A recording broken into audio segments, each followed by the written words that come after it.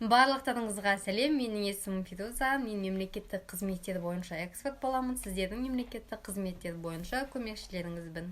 Барлығымызға белгілі, мемлекеттен қайтарымсыз гранттар алуға болатынын, және оның екі түрі бар, және елде көп тараған. 400 МРП 2023 жылға санағанда 1.380.000 теңге, және 2 және 5 миллион теңгеге дейінгі қайтарымсыз гранттар.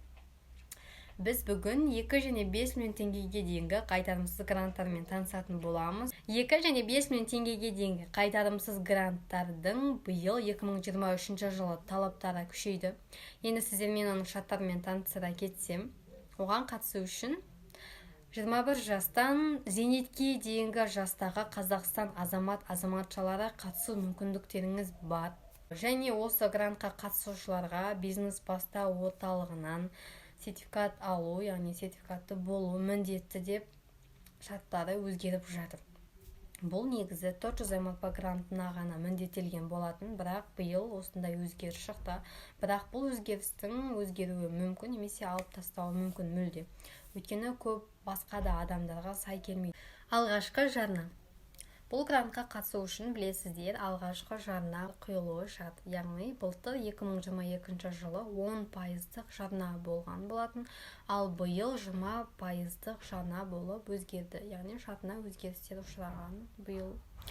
Яғни сіздер қанша теңге құясыздар? Егерде сіздер 5 миллион теңге қайтарымсыз грант аламын деп белгілесеңіздер, онда сіздер миллион теңге алғашқы жарна құю керексіздер. Бұл не үшін қажет, немесе біреу қалтасына кетемен, немесе оны біреу алама, өкімет алама деген сияқты ойламаңыздар. Оны сіздер өздеріңіздің ИП шоттарыңызға құясыздар. ИП-сы бар кісілер оны білет, қалай ИП шот деген не, ИП қалай деген сияқты барлығын білет. ИП шоттарыңызға құясыздар. Ол сіздердің Каспийдегі шот сияқты, ол да сіздердің шоттарыңыз. Биылғы өте бір өзгерістер, яғни білесіздер, талаптарын күшейді деп айттым. Соның бірі әлеуметтік жағдайына мүлде қарамайды. Яғни сіздердің осы 5 миллион теңгеге дейінгі қайтарымсыз грантқа қатысушы әрбір жанның, білесіздер, бизнес планы инновационный болу керек. Ол инновационный болуы, мысалы, былтыр немесе басқа жылдары әлеуметтік жағдайлары, мысалы, осал топқа жататын кісілер, немесе көп балалы аналар, отбасыларға инновационный болмаса да өзінің бастағысы келген кәсіп бойынша ол грантқа қатысуға болатын еді. Ал бірақ биыл мүлде қандай отбасы болса да, әлеуметтік жағдайы басқа болса да, бұл инновационный болуы шарт. Осылай делінді, осылай шарт өзгерді. Және алғашқы жарна бойынша да алғашқы жарна құймай ол грантқа қатысуға болатын еді. Бірақ әлеуметтік жағдайына қарамай, ол кісі міндетті түрде ол алғашқы жарнаны құйып, сосын ғана қатыса алады. Бизнес план жайлы айтсақ, бизнес план инновационный болу керек делінді. Яғни инновационный дегеніміз не? Инновационный дегеніміз өзгешелік.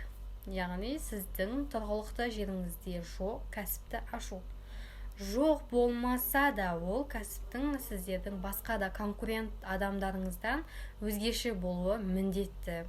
Кішкене болсын, мысалы, басқа адамдыкіне мүлде ұқсамайды, бірақ сіз салон аштыңыз, бірақ ол кісінің салонынан сіздің ерекшелігіңіз бар. Яғни адамды өзіңізге тарта алатын, яғни клиенттерді өзіңізге тарта алатын бір өзгешелігіңіз бар. Ол қарапайым өзгешелік емес, кәдімгідей конкурентіңізден өзгешеленіп тұратын өзгешелік болуы керек. Көп адамдар бұл инновационный жобаны түсінбей жатар. Инновационный дегенді Қазақстанда жоқ кәсіпті ашу деп түсінеді. Бұл олай емес, яғни тұрғылықты жеріңізде жоқ кәсіпті ашу болып табылады. Бұл грантқа кімдер қатыса алмайды? Студенттер қатыса алмайды, және зейнет жасына жеткен, зейнет жасынан асып кеткен кісілер мүлде қатыса алмайды, және военный кісілер, мұғалімдер қатыса алмайды, және жұмыспен қамту орталығында, үкіметте, яғни әкімшілікте жұмыс жасайтын кісілер мүлде қатыса алмайды. Тағы бір талаптарының бірі, бұл грантқа қатысушыларға бизнес бастау орталығынан сертификат міндеттелді. Негізінде бұл сертификат 400 МРП грантына ғана міндеттелген болатын, ал бірақ биыл осындай өзгеріс шықты.